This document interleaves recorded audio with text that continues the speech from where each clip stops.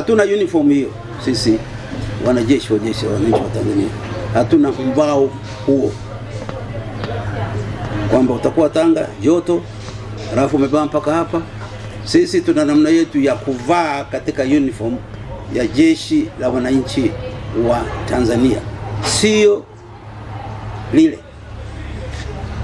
Kwa hiyo si askari, na kama ni askari ana jeshi lake jingine, silo jeshi la wananchi wa Tanzania.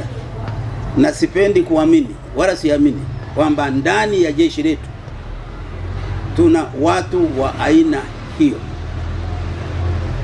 Sidhani, siamini kwamba watu wa namna hiyo. Anataja na majina yetu, langu, la mzee Warioba na wengine. Muachane na hayo. Sisi hatumo humo, hatuwezi kuwa watu wa tabia hiyo.